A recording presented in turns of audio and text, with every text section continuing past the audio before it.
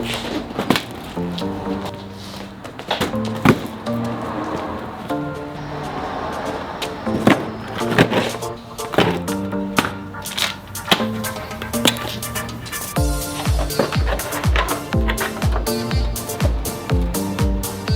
may have done a little bit of shopping for the STI. All right, guys, so I may have done a little bit of shopping for the Subaru, as you guys can see, but this is a good thing because I just went balls out and I just was like, I'm just gonna order everything needed to get this car back on the road and working again. So I kind of just ordered everything. Matt, where do you think you're going? Oh, okay, apparently Matt will be right back. So what is going on, guys, and welcome back to the motherfucking channel.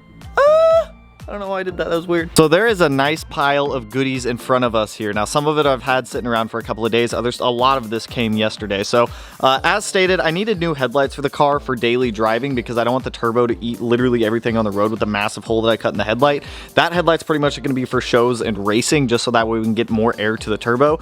These are just gonna be for like daily driving if I choose to daily drive the car. I've wanted this brace forever, and I found one in stock. It's the OEM STI JDM strut tower flexible brace. It's really weird. There's like this, it's really floppy. I don't think it's supposed to be that floppy, but it's really floppy. It's a floppy brace. There's like a pillow ball or like a ball joint in the middle of it. I don't know why, but you guys know I just have a weird obsession with OEM JDM parts. I have a lot of them on this car, so I wanted another one. I also have more on the way from Japan.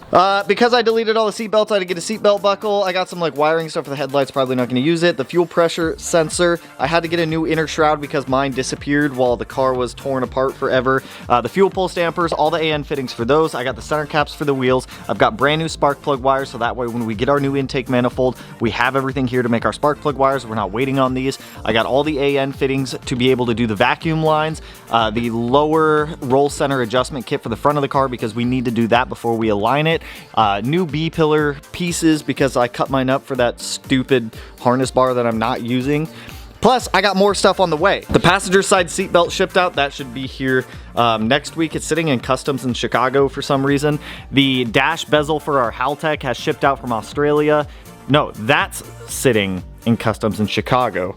This is not. This is coming from some retailer I bought. I got another red one to be able to match. We need to go pick up our passenger or driver side fender liner today from Subaru. I know you guys are just as tired of waiting as I am to get this STI back on the road. So everything I can do within my control, we are doing. I'm still waiting on that intake manifold. Like I said, I can't use the intake manifold on the car. It creates a massive vacuum leak, and I have a suspicion that that is why the car is freaking out every time I try to drive it, because so much air is being lost to the atmosphere. I kept this gasket so I could show you guys this, but you guys can see off of that runner right there, just creates a massive vacuum leak because we have to stretch that intake manifold that we currently have so much. It just creates a big vacuum leak and it makes the car literally undrivable because all of the manifold pressure is going out to the atmosphere. So while we wait for the new manifold and we have to redo this charge pipe, also if anybody local has a black tile Q blow-off valve that they want to swap out for a red one, let me know and I'll trade you. But we have a lot of stuff right here that we can do today, which I am excited for. So we're going to try to knock out everything here with the exception of the vacuum line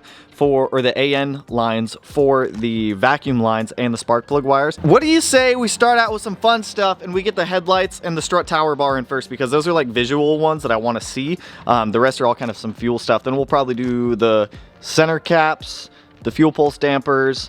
We're just gonna do all of this today. It's gonna be a good time. Actually, before we get into these installs, this just got dropped off, and some of you guys are gonna be very, very, very, very, very excited for what's in that box. Probably more excited than I am. This thing got rescheduled for delivery like 4 times.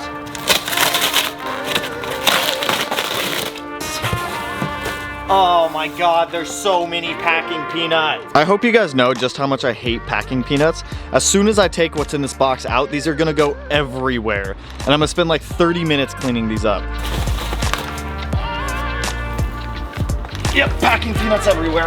Ooh, so my friends, this is an FA20 DIT out of a 2015 plus WRX. Now, some of you might be asking, Tanner, why do you have an FA20 DIT when you have an EG33 in this car, an FA24 in the BRZ, and a 4G63 in the Evo? Because of the giveaway, baby! So as you guys know, I'm doing a shameless plug right now just because this got dropped off. So as you guys know, we are doing a giveaway for a built 500 wheel horsepower capable FA20 DIT or EJ25. Whatever the winner decides to pick, I will build them. We'll send the case halves out to a machine shop. We'll send them to Outfront because that's who we use. I will buy all the components to build either this engine or this engine, depending on what the winner wants when they win. So if you guys are curious on how to enter, every $25 you guys spend on merchandise during this merch drop will enter you into being able to win either this or that EJ25 back there. Whatever car you have, we got an engine for you. Well, we have these two choices. So if you're not already entered into the giveaway and you want to be entered into the giveaway, the website will be right here. It's just www.smeedia.net. Like I said, every $25 you guys spend on merch gets you one entry. There's no cap on entries. So now let's get to installing parts on Blue. Let's get those headlights in and that strut tower brace. Super easy, they're all plug and play.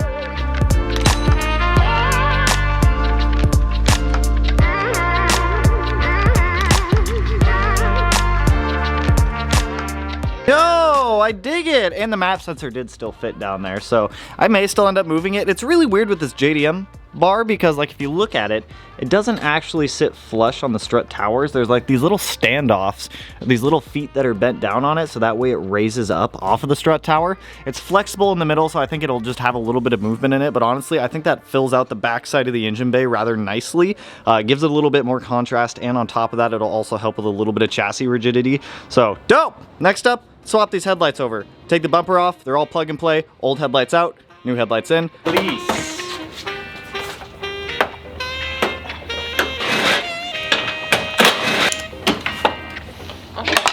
Old headlight out with all of this bunk wiring. So slide this guy in right here. I feel like the headlight's not supposed to sit right there. I feel like it's supposed to like come out more. Here.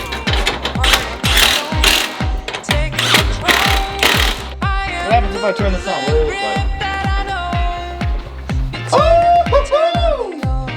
I like that. Yo, these things look so good. These are the ones I used to have on the car, and then I went back to these ones and sold those ones when we did the engine swap. But if I come in here and turn the running lights on, they look pretty freaking good. I'm pretty happy with them again. Definitely digging the style of that. Well, I like that too, but I'm feeling that right now. So let's get this side swapped out. Like I said, it's easy as plug and play. There's one bracket you got to pull off the stock headlight for the stock harness. After you get that bracket out, just swap it over to the new headlight. Super easy. Let's do this side.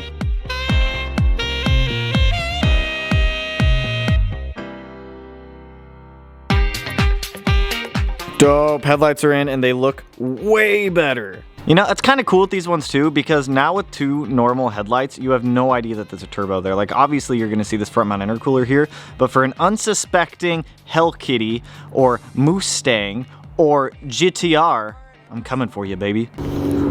Coming for you. I'm coming for you, just remember that. I also have the fun JDM fog light bezels ordered for this, but they're on back order for another like 4 weeks, so hopefully those come in soon, so that way I can clean up this kind of gross looking open bumper feeling down here. But dope, dude. I love the headlights. I'm glad we got those in. I'm also really digging that strut tower bar. The color arrangement in this engine bay is bothering me. The new intake manifold is going to be powder coated textured black, same with the charge piping.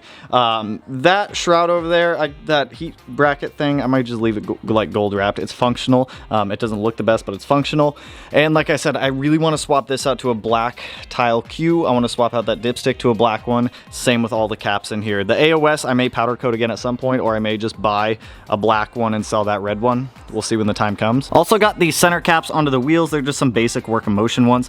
It always puzzles me, like whenever you buy Works, Volk, or Graham lights, anything like that, they never give you center caps. But with other wheels, like cheaper wheels, they give you center caps. I never understood it. Also, for those curious, there is still decent room between the turbo and the headlight right there, just for those that are curious. Now let's jump over to fuel system stuff. So let's get these Radium fuel pulse dampers installed. I'm gonna get one of them on, and then I'll kind of show you guys how they go on and what they do, because there's a few different ways that you can mount these up to your fuel system. We're gonna be doing it right off of the fuel rail. The whole point of these is to be able to absorb the pulsation from the injectors and smooth out fuel flow. Stock cars generally come with these. These ones are a lot bigger, just since they're aftermarket and they're going to be holding a lot more fuel pressure. So let's get these guys installed. Well, let's get one of them installed, then I'll show you the other one.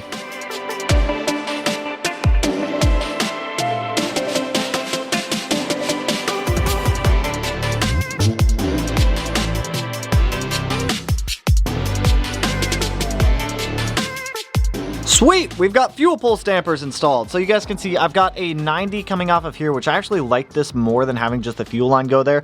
This metal fitting isn't gonna leak. If anything's gonna leak, it's gonna be that line, and getting that line farther away from that downpipe is fantastic. So we've got one there, and then we've got the other one over here. Now, because I have these fuel pulse dampers, it also allows me to run a mechanical gauge again. So I can verify fuel pressure off of this mechanical gauge, or we can do it off of the digital sensor down here, which I still need to swap that one out for the new one. But with these, now I need to modify the fuel lines a little bit. So I need to do the return line going from the fuel pressure regulator over to that fuel pulse damper, which I've already got laid out over here on the table, and where I need to cut it, we'll get a new fitting put on that, which I already have ready to go as well. And then we have that fuel line done. This other fuel line is going to be a little bit of a pain in the ass. I'm going to have to make a very, very, very, very, very small fuel line, and those are just no fun to make because they just don't want to bend, they don't want to cooperate with you. So let's start off with the easier one, the longer lines. Let's get that thing cut, a new fitting put on there, get it back in the car, and then we can worry about that smaller one down there.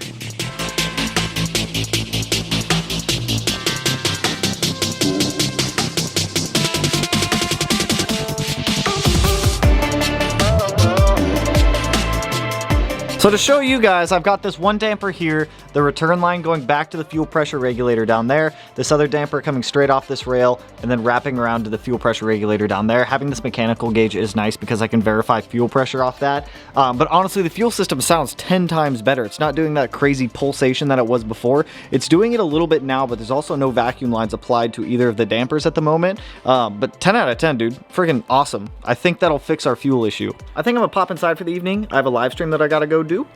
I may come back out. We may do the roll center kit tonight. I have to run to the shop to go grab the pickle forks because I had them over there for the Evo. I also got some Evo parts in, but I'll save those for the Evo videos that are coming up. But we're not done with this yet. We still got a lot more going on. Still got a lot more to do. Right, good morning, my friends. So it's obviously the next day. I have a different colored hoodie on, so it's obviously not the same day. So where we left off yesterday is we got all the fuel pulse dampers, everything like that, put in the car. Next up, I need to wire in that fuel pressure sensor that I just put in. So the main difference between the one that I put in and the one that I took out is the one I took out was a motorsports grade sensor, and with those ones you're supposed to relocate them away from the source for whatever it is you're measuring, using like a braided line or something along that. This one that I got, I can just plug directly into the fuel pressure or the fuel pressure regulator, which we did. So I just need to wire that in, and then we'll hop in the software, test it, and see if it works. So 3 wires, one of them shielded. The shielded wires are always annoying, so let's get this thing made.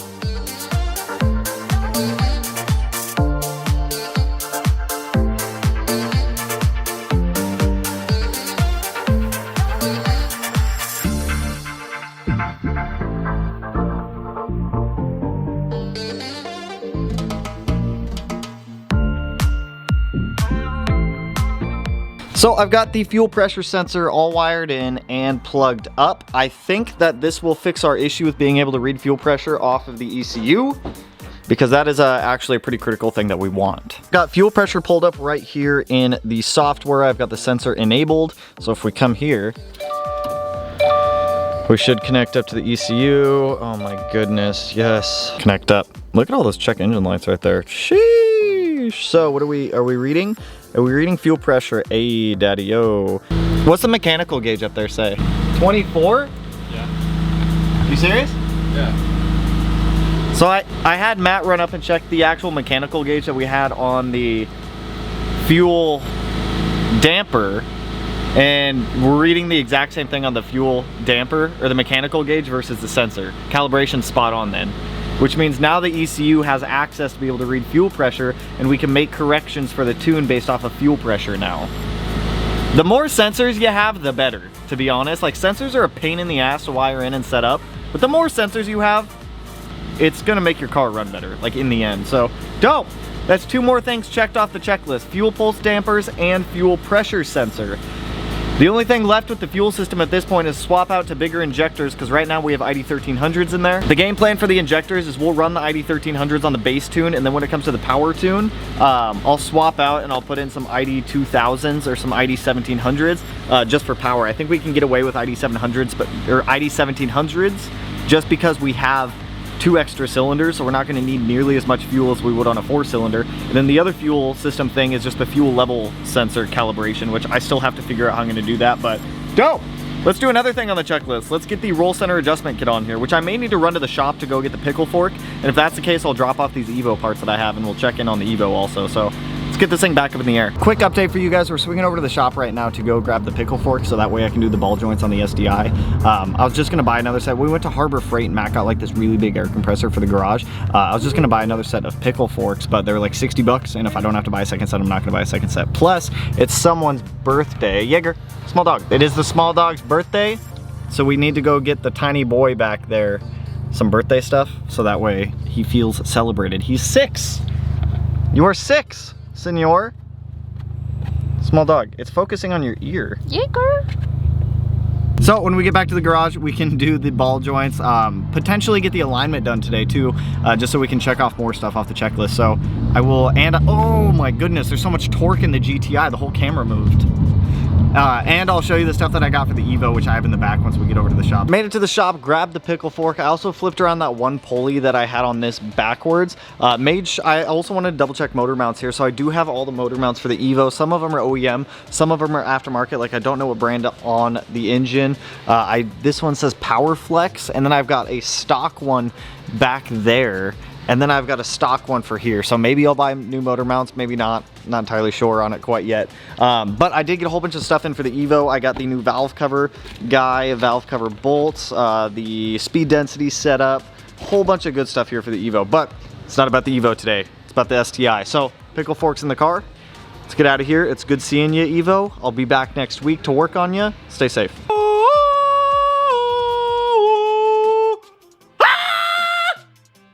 Matt, do you like my singing? I think you're one of the best. I am the best, man. I should try for American Idol. All right, you guys, we are back at the garage. I don't know why I'm yelling so much, but for some reason I'm yelling a lot. So one of the most overlooked suspension modifications, whenever you go to lower your car, this is like a quick rundown of why we're doing this. One of the biggest ones is this roll center adjustment kit. What this does is it alters your ball joint location. Essentially, does it raise or lower your ball joint? Roll center adjustment kit. Does it raise it or lower it? I don't remember. It lowers your ball joint to get... I mean, it's different for every application, but it corrects it. It moves your ball joint to get the suspension geometry back in check. That's all we need to know. So I've done this on the 05 STI. I have a full video showing you guys how to swap these out. All you need is a set of pickle forks, and you can pretty much get this done. Subaru ball joints are super easy to do. Plus, the car only has about 28 to 30,000 miles on it. I don't remember, somewhere in that range. So these ball joints shouldn't be bad to get out. We're gonna take the wheels off, pop out the old ball joints. After I do one of them, I'll show you guys side-to-side comparison, but I'm just gonna jet through these because they're really not that hard to do. The worst part is your ball joint may get stuck, and then you gotta get a little rough with it. So swap these things out. Yo, microphone check, make it a microphone check. Give it a microphone, I make it a microphone dead. Don't step to me, newbie, I could truly be moody. I could have played the fucking Grinch in the movies. I've been a part-time shadow cat, part-time. That is not a guy that I would ever want to try to battle rap. Snap, crackle, pop, mind fried to a crisp. Make an MC into a wide-eyed lunatic.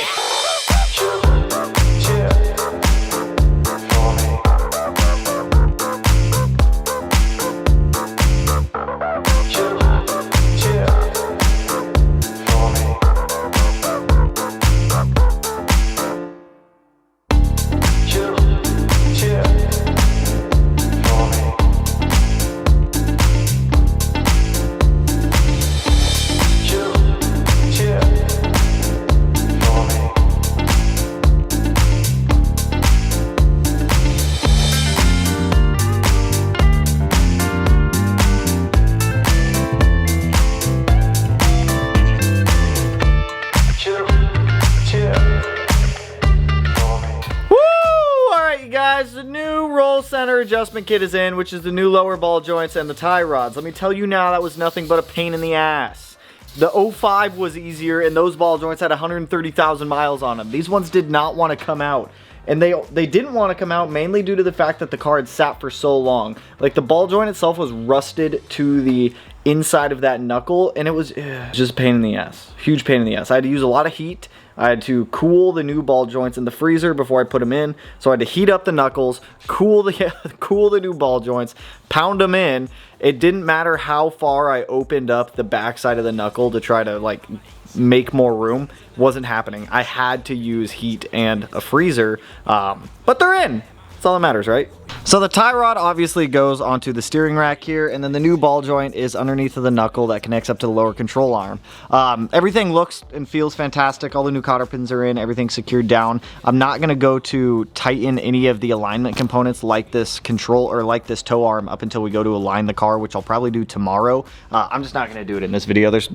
I'm beat, I'm hungry. We've made massive amounts of progress though. Fuel dampers are in, fuel system's fixed, fuel pressure regulator is fixed. We got new headlights in, our strut tower bar, we have the roll center adjustment kit on. A lot of the stuff on the checklist that I had for this car is pretty much done at this point. On Monday, I'm gonna go get the new high pressure power steering line made with those fittings that I got. And then aside from that, you guys, we have a dash bezel that we have to get in, install a seat belt, a couple interior panels, and then just some exterior stuff that I wanna do to the car. But aside from that, it's pretty much road ready for what I can do at this point, aside from aligning it and doing a couple smaller things. We need that intake manifold to really be able to go and drive this car. I've shown you guys why, so woo! So just to show you guys like all the old ball joints and whatnot, I had to rip the boots off and get all the grease out to heat up the cone, because you have to take the cone that's on these and swap them over to your new ones. But you guys can see these are dingy, gross, they've lived their lives. And if you let your car sit for a long time, expect a lot of rust on your ball joints and whatnot, and they're a pain in the ass to get out. That's about where I'm gonna end it on this one. I've seen this come up a lot in the comments, and I'm gonna let you guys decide. Wing or wingless on the STI? You guys pick. I could go either way. We'll either do a big APR wing or we'll stay wingless, so let me know what you guys think. But that's all I got for you guys on this one. Overall, the STI is realistically like 93, 94% ready for the street. It's just these last couple things that we're waiting on to get finished and ship over to us, and wait for stuff to clear customs and still get to us. So if you like the video, you know what to do. Go ahead and hit that like button, turn it black, blue, green, yellow, purple, silver, cyan, whatever color it turns for you. Color of the day today is going to be blue, for blue, obviously, since we're working on blue.